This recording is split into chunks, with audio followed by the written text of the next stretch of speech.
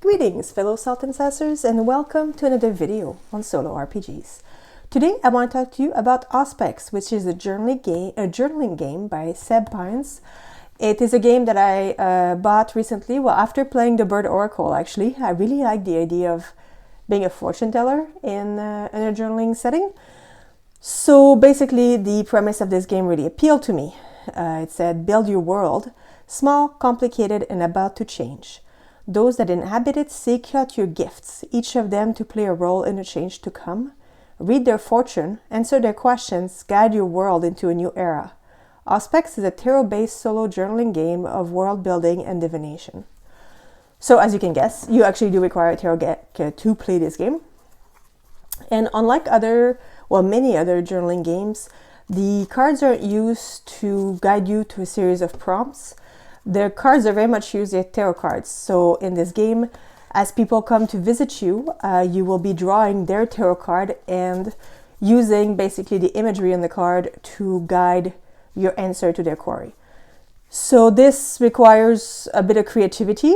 If you're not familiar with tarot, you could also just look up basic tarot interpretation of any given card. I was frankly entirely too lazy to do that. So basically what I go with is just looking at this imagery. And because, as you can tell, it's cute cat heavy, I decided that my diviner would be basically an old cat lady. That's just a character that I had. This is why she uses these cards. She just really speaks the cat thing. And this is how we set up. But basically in this game, you begin by defining a world very simply. So they give us some example here, like a sentence or two. For example, here they say a sleepy town in Regency era England. Any day now, the new king will be crowned. And then you have to make room for change, something that creates disruption. So, in a sleepy town in Regency era England, any day now, a new king will be crowned. On the morning of the coronation, the uncrowned king is slain. There is no heir to the throne, so a search for the new ruler must begin. So that's an example. Again, because I was leaning deep into my old cat lady, I basically went for something a bit more modern era. I was thinking occupied land, kind of conquered. The occupation's been going on for a couple decades now, so everybody's a bit relaxed. I'm running a bit of a tea shop, I was thinking, tea shop / inn, in which, of course, I have cats, maybe a couple chicken in the back. Just on the outskirts of a major city, and generally speaking, it's a bit of an underground place for people to seek refuge. I use my gifts of divination to try to, help a little bit people escape the oppression. And basically, the way we're seeing it is in 7 days from now, this regime is going to be overthrown again. So that was kind of the world that I put myself in. So what happens in this game, once you've got this sort of settings divided, you will draw 7 visitors. So basically for this, now my deck is shuffled, so I'm not going to sort it out. But basically you would begin with the major arcana separate, and you would draw 7 of them, who will be your 7 visitors over the course of a week. So every day of the week, someone's going to come visit. So in this case, for example, for day 1, if I would have drawn the chariot, it is a traveling merchant. So we'll just keep him here to remember that, the traveling merchant. And once you have that, each person is going to come at you with a question that would be a minor arcana. So let's take the 8 of Swords as an example. So then that one we would look here for the question, the 8 of Swords. 8. I am soon to be imprisoned for a crime I didn't commit. You must believe me. Do I look like the kind of person who would commit a crime? How do I convince them of my innocence? How do I argue for my freedom? So this would be the first person. So we now have a merchant. They're about to get arrested for something they didn't do. And then we would begin their reading. And to do that, we get spreads. So tarot card spreads, really. So we have different kind of spreads. They range from 2 cards to much more than that. I don't want to read them all, but there's quite a few of them. Let's see if we can find one that looks like it might be working. Okay, so this would be, maybe we'll take this one, the Hand of Glory, 6 cards. First card, a favor, a lie, a curse, a vow, a promise, a bond. Because saying like, how do I get out of this? I was framed. So I think this is a pretty good spread. So then what we would do is shuffle the tarot cards, draw the card, and then interpret the cards. So maybe we do, of course I had to pick like the longest spread ever. I apologize for that. It's gonna lengthen the video, perhaps unnecessarily, but hopefully you get a good sense of it. So the first thing you would do is reveal the first card, a favor, a page of cups. A page of cups. Now, again, I'm not like exactly a pro at interpretation or anything, but what I see here is a cat looking down into a bowl, and the fish in the bowl is clearly at the mercy of the cat, right?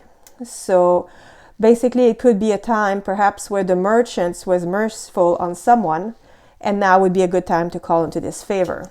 Okay, so we're just kind of making this up, obviously. Pointer, the lie, who framed them? The Knight of Swords. Now this looks to me like some kind of soldier person. I mean, if we want to look at reversal, it might play like not quite a soldier. Maybe, I don't know, maybe a cop? Maybe a prop, and it's backwards, so maybe a cricket crop. Let's say that. There's a cop here that framed him on purpose. He's being bought up by someone. Nine of Sword is the curse, which is fear. This looks nightmarish to me. So what would be the curse in this case? The merchant is making someone nervous. He's really, really making someone nervous. So now we can make a vow.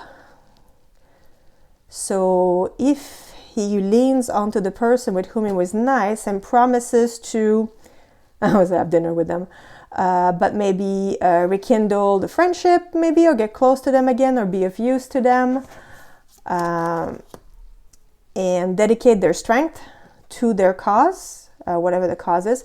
Oh, hey, maybe like that was, maybe, okay, let's go back to my setting. Let's go back to my old lady setting. This person that he was at a mercy perhaps was someone who was running away from the law, and he could have, given a tip to law enforcement to find him, but he let him get away. Now, for some unrelated reason, this crooked cop is pissed at them, framing him because someone is worried about what the merchant is going to do. If we go back to our helper here and we promise to support their cause instead, we could, as a bond, perhaps, I don't know, who's this guy? It's like a priest. We could maybe, again, bring justice maybe to what harm they have suffered. So this might be what I would read. So I would write down the quick interpretations. This is what the cards are saying to me right now. But then, of course, this is a journaling game, and I may have my own agenda. So what do I actually tell my merchant? Because I don't have to tell them exactly what I'm reading. I could tell them about their old friend. I could skip over the crooked cop if there's a reason for other stories that I may not want to out him. I may not want to tell them that basically he's the one that scared someone into action, into bribing someone, into framing him. I may just want to play strong on the Ace of Cups because I want this rebellion to come around. So I say, I think you should get in touch with a former rebel, support him with what you've got, and together, you can right all the wrongs. And basically, this could be my advice. So once you've met your person, you've done their draw, you've given actually the information you want to give, then at the end of your day, every day is a different little prompt. So again, day one, you would reflect, what of their action has unintended consequences? Will they live to see it? So again, this lets you again develop how this merchant who's been falsely accused is going to lead into the change that's coming. And we would do this for 7 people, at the end of which we're faced with a divergence. So the world is shifting. Those who visited you are seeing the change of destruction into the world until it be unrecognizable in such a short time. So you choose some prompt questions. So it could be something like, which people kind of come out on top amongst those you met, or what does the world want for itself now, or how has history changed? So again, prompts to let you reflect on all the people and what change they brought together. And then in a few sentences, you wrap up your game. And after that, you can either